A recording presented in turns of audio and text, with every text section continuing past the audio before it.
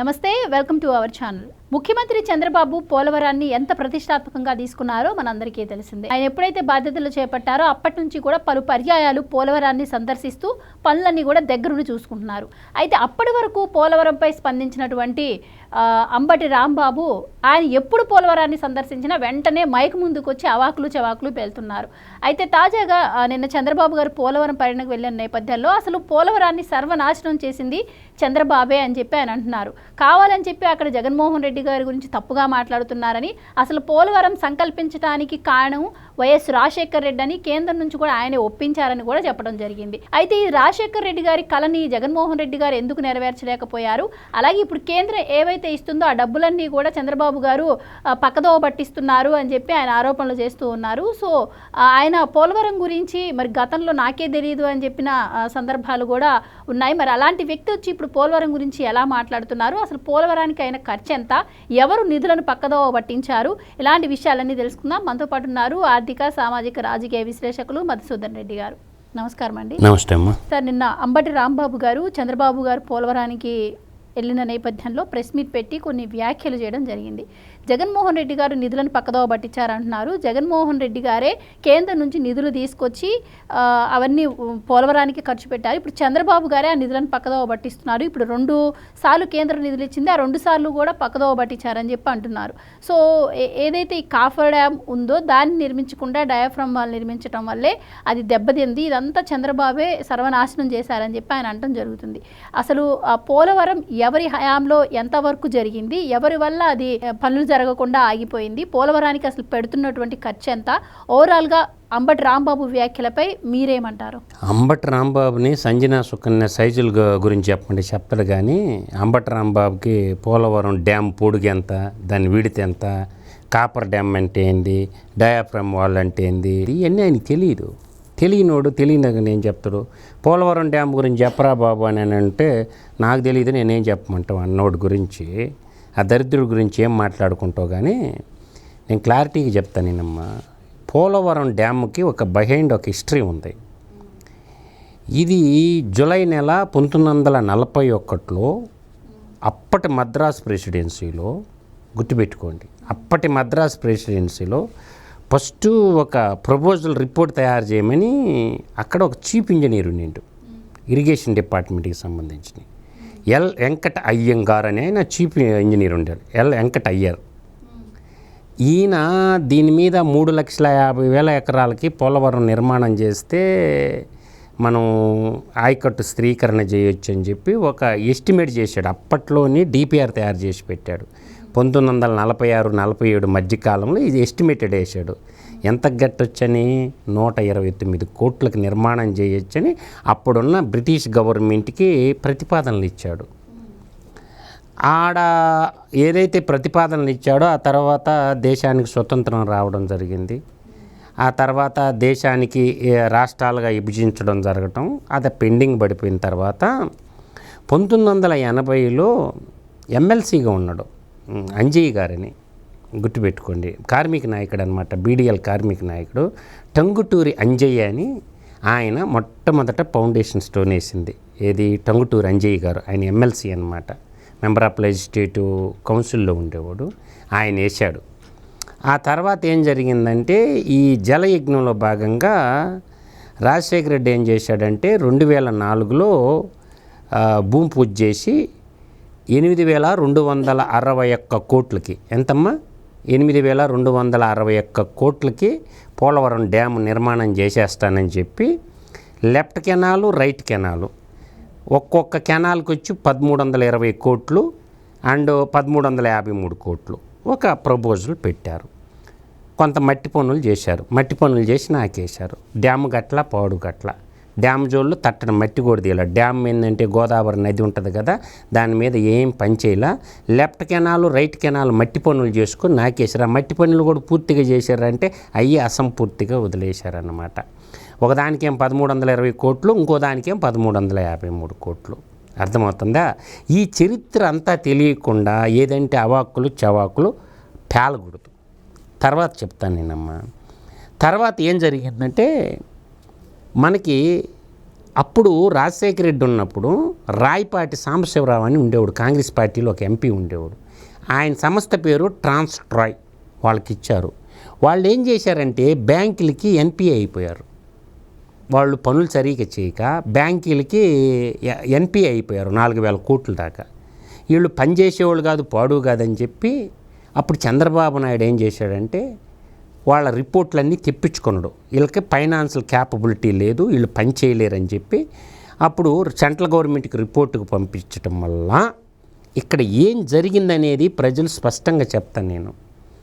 ఒక పీపీఏని central government form చేసింది, Polavaram project authority అని. ఒక సపరేట్ అకౌంట్ పెట్టి పీపీఏని ఏర్పాటు చేసింది, పోలవరం ప్రాజెక్ట్ అథారిటీ అని ఏర్పాటు చేసింది. ఆ డేట్తో సహా చెప్తాను నేను. అయితే ఇక్కడ ఏం జరిగిందంటే నవయుగ వాళ్ళకి ఇవ్వడం జరిగింది. నవయుగ అని ఒక మంచి కంపెనీకి ఇచ్చారు. ఇచ్చిన తర్వాత ఇక్కడ మనం బాగా అర్థం చేసుకోవాల్సి ఉందంటే 14-15 కాలంలో expenditure by government of AP, government ఏం చేసిందంటే ఎక్స్పెండిచర్ పెట్టింది. ఎంత పెట్టింది? 2014-15 మధ్యకాలంలో 439,48 రూపాయలు మొదటి సంవత్సరం పెట్టారు.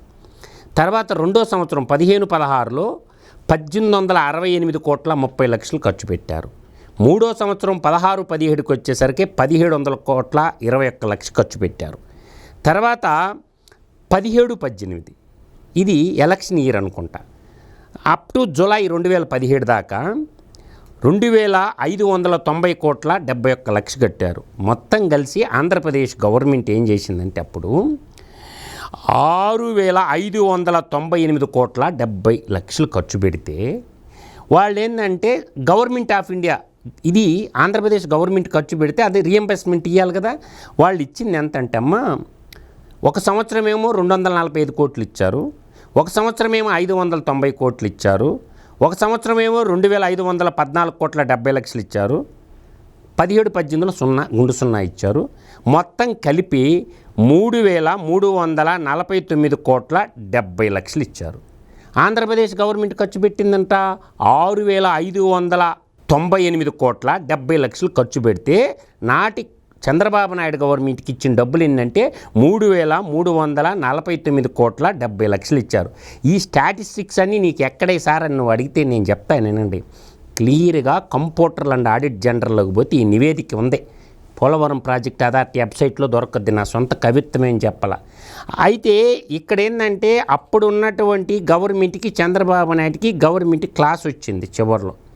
ఇది ప్రత్యేక హోదా ఈకపోతే రాజీనామా చేయండి, ఈవైపోతే రాజీనామా చేయమండి అని ఓరక రోజు కాగుబడిస్తున్నట్టు పొడిచేవాడు ఈడు దొరకటానికి బీజేపీలో. ఆ చంద్రబాబు నాయుడు ఏం చేసిందంటే అప్పుడు గవర్నమెంట్లో నుంచి బయటకు వచ్చేసి ధర్మ పోరాట దీక్ష అని చెప్పేసి సెంట్రల్ గవర్నమెంట్కి వ్యతిరేకంగా పోతే వాళ్ళు డబ్బులు ఇవ్వకుండా మానేశారు. అప్పుడు డబ్బులు బాకీ ఉన్నాయి అన్నమాట. అర్థమైందా? అంత ఖర్చు పెట్టినా రిటర్న్ ఇలా మనకి.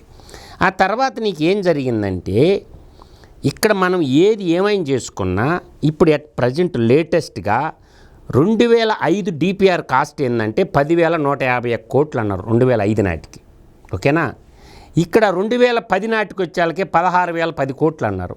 ఇప్పుడు ఏమైంది? పోలవరం డ్యామ్ ఎస్టిమేషను 55,132 కోట్లకి వెళ్ళిపోయింది. ఎంతకి వెళ్ళిపోయింది? 55,132 కోట్లకి వెళ్ళిపోయిందన్నమాట. ఎక్కడ స్టార్ట్ అయింది? 129 కోట్లతోటే ఎల్ వెంకటకృష్ణ అయ్యంగారితో స్టార్ట్ అయిన ప్రాజెక్టు టంగుటూరు అంజయ్య గారు 1980లో ఫౌండేషన్ వేసినప్పటి నుంచి రాజశేఖర్ రెడ్డి ఎస్టిమేషన్ కాస్ట్ 8,000 కోట్లు ఎక్కడ, ఇప్పుడు 55,132 కోట్ల రూపాయలు అయితే కానీ ప్రాజెక్ట్ అవనే దుస్థితి. ప్రాజెక్ట్ ఖర్చు అంత పెరగడానికి కారణం జగన్మోహన్ రెడ్డి గారు రివర్స్ టెండరింగ్ విధానమే అనుకోవచ్చా? 100% అదే అన్నమాట. ఎందుకంటే ఇక్కడ ఒట్టి మాటలు చెప్పకూడదు. ల్యాండ్ యాక్విజిషన్ డీటెయిల్స్ కూడా ఉన్నాయి అన్నమాట. ఈ ల్యాండ్ యాక్విజిషన్ డీటెయిల్స్ అంటే సబ్మర్జన్ అంటే నీళ్ళలో మునిగిపోయేటటువంటి భూమి విస్తీర్ణం ఎంత అన్నప్పుడు 103,585 ఎకరాలు సబ్మర్జన్ అయిపోతుందన్నమాట, నీళ్ళల్లో మునిగిపోతుందన్నమాట. ఈ విధంగా మునిగిపోయినటువంటి దీనికి ఏం చేశారంటే ల్యాండ్కి సంబంధించినటువంటి ఇక్కడ ఒక యాక్ట్ ఉంది, land acquired as per land acquisition act 1894 ప్రకారము 1,106,56,00,000 ఇచ్చారు. ఏది 1894 ల్యాండ్ యాక్విజిషన్ యాక్ట్ ఉండేది. దాని కింద ఏం చేశారంటే ఎప్పుడు అంటే మీకు బాగా అర్థం చేసుకోండి, అంత ముందు దాకా చట్టాలు లేవు. ల్యాండ్ యాక్విజిషన్ అప్పట్లో ఉన్న యాక్ట్ ఏంటంటే 1894 అని ఒక చట్టం ఉంటుంది.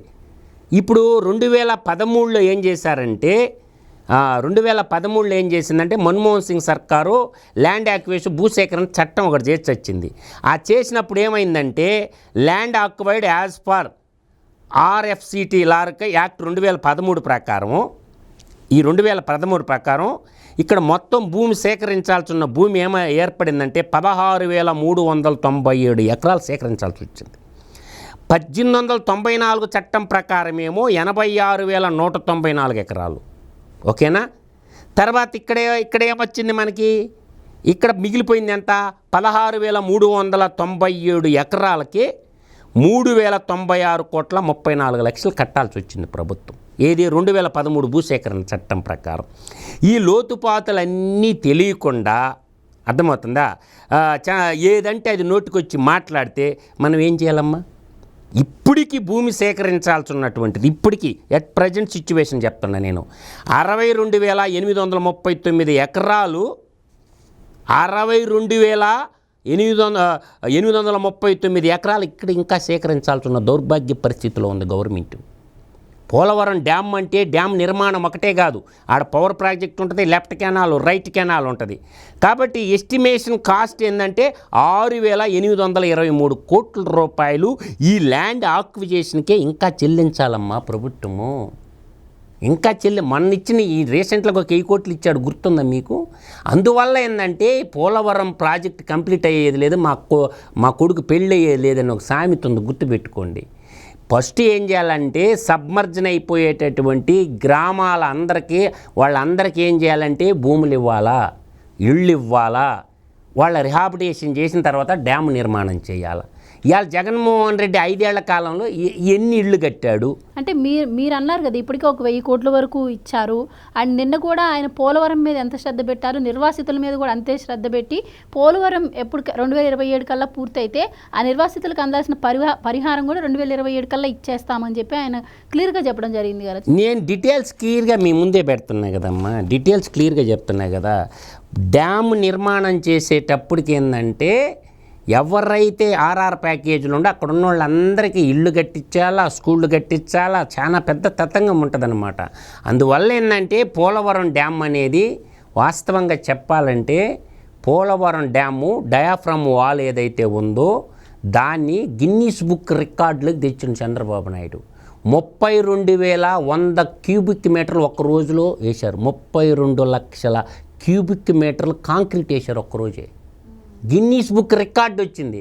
దాన్ని ఏం జరిగిందంటే ఈ గవర్నమెంటు ఎండాకాలం పనులు జరిగే టైంలో ఎలక్షన్ రిజల్ట్ రావటం 6 నెలలు పనులు ఆపేశాడు. జగన్మోహన్ రెడ్డి ముఖ్యమంత్రి అయినాక పోలవరాన్ని గోదావరిలో ముంచాడు. ఆ టైంలో మేము కరోనా టైంలో కూడా పని చేయించామని చెప్పి అబద్ధాలు. ఇప్పుడు అబద్ధాలకు ప్యాంటు షర్ట్ వేస్తే వాడే జగన్మోహన్ రెడ్డి అమ్మ. అప్పర్ కాపర్ డ్యామ్ ఉంటుంది, లోవర్ కాపర్ డ్యామ్ ఉంటుంది. ఈ ఎందుకు కడతారంటే upper coffer dam, lower coffer dam 2 కట్టి మధ్యలో డయాఫ్రమ్ వాల్ కడతారు. Upper coffer dam, lower coffer, అటు నీళ్లు ఇటు నీళ్లు పోకుండా మధ్యలో పని జరిగేటట్టు చేస్తారు. అప్పర్ కాపర్ డ్యామ్ కంప్లీట్ అయిపోయిందమ్మా. అంటే కింద ఇక్కడ నీకు డయాఫ్రమ్ వాల్ వేసుకుంటూ వస్తున్నారు. ఇక్కడ ఏం జరిగిందంటే లోవర్ కాపర్ డ్యామ్లో కొద్దిగా పని కొద్దిగా పెండింగ్ ఉన్నది. ఫ్లడ్స్ వచ్చినప్పుడు ఏం చేయాలా, ఆ ఫ్లడ్లు రాకముందే అది కంప్లీట్ చేసుకొని ఉంటే ఫ్లడ్ ఇటు మెయిన్ డ్యామ్ మీదుగా గోదావరిలో కూడా నీళ్ళు వెళ్ళిపోయి ఉండే. డ్యామ్ ఈ ఏదైతే డయాఫ్రమ్ వాళ్ళు దెబ్బతినేది కాదు. వీళ్ళు ఏం చేశారంటే ఆ ఫ్లడ్ని ఇటు మళ్ళీ ఇచ్చేసి లోవర్ కాపర్ డ్యామ్లో కూడా మెయిన్ డయాఫ్రమ్ వాళ్ళు కొట్టేసింది అనమాట. ఆ గ్యాప్ ఫిలప్ చేయాల. అప్పుడు పీపీఏ పోలవరం ప్రాజెక్ట్ అథారిటీ వాళ్ళు కాంట్రాక్టర్ని మార్చొద్దు అని అంటే ఈ రివర్స్ రెడ్డి, ఈ బైబిల్ రెడ్డి, ఈ లెవెన్ రెడ్డి ఏం చేసిందంటే వాడు సొంత మనిషి అయిన మెగా కృష్ణారెడ్డికి ఇచ్చుకోవడం కోసం ఈ నవయుగ వాళ్ళని తరిమేసి వాళ్ళకి టెండర్ కట్టబెట్టడం కోసం ఈ గ్యాప్ ఫిలప్ చేయకపోవటంలో కింద నుంచి నీళ్లు జ్వరబడి ఈ యొక్క సుడిగొట్టేసి ఈ మెయిన్ డయాఫ్రమ్ వాళ్ళని తట్టేసింది. ఇప్పుడు మళ్ళీ రెడ్డొచ్చా మొదలెట్టి అన్నట్టు మళ్ళీ మొట్టమొదటి నుంచి కాపర్ డ్యామ్ వేయాల్సిన దుస్థితి. అది 1000 కోట్ల రూపాయలు వర్త్ అనమాట. 450 కోట్లతో అయిపోయేదాన్ని అదొక 450 కోట్లు బొక్క, మళ్ళీ ఇప్పుడు ఒక 1000 కోట్లు ఖర్చు పెట్టి కొత్తగా నూతన అమెరికా నుంచి ఇంజనీర్లను పిలిపించి టెస్టులు చేపిస్తే లేదు ఈ డ్యామే పనికిరాదు, కొత్తది నిర్మించాలని ఇప్పుడు మళ్ళీ కొత్తది నిర్మిస్తున్నారు. కాబట్టి పోలవరం ప్రాజెక్టు కంప్లీట్ చేయాలంటే 6 నెలలు మాత్రమే పని చేయగలరు. 6 నెలలు ఫ్లడ్, జూన్ వచ్చిందంటే జూన్ 15 లేదంటే July 1st week flood start అయిపోద్ది. ఈశాన్య ఋతుపవనాలు వచ్చేస్తే ఫ్లడ్ స్టార్ట్ అయిపోద్ది. పని ఎప్పుడు చేయగలరు? ఈశాన్య ఋతుపవనాలు అయిపోయిన తర్వాత, నైరుతి ఋతుపవనాలు ఈశాన్య ఋతుపవనాలు అయిపోయిన తర్వాత వర్క్ స్టార్ట్ చేయగలరు అనమాట. 6 నెలలు పని చేయాలి, 6 నెలలు ఖాళీగా ఉండాలన్నమాట. అందువల్ల పోలవరం పొడుగెంతో, పోలవరం లెఫ్ట్ కాపర్ డ్యామ్ అంటే ఏంది, డయాఫ్రమ్ వాల్ అంటే ఏంది, స్పిల్ అంటే ఏంది తెలియనోడు గురించి మనం ఎంత మాట్లాడినా సంక్రాంతి సంబరాల రాంబాబుకి వాడికి సంజనా సుకన్య సైజులు తెలుసు, కానీ పోలవరం డ్యామ్ గురించి జీరో, పెద్ద నాలెడ్జి 0 అనమాట.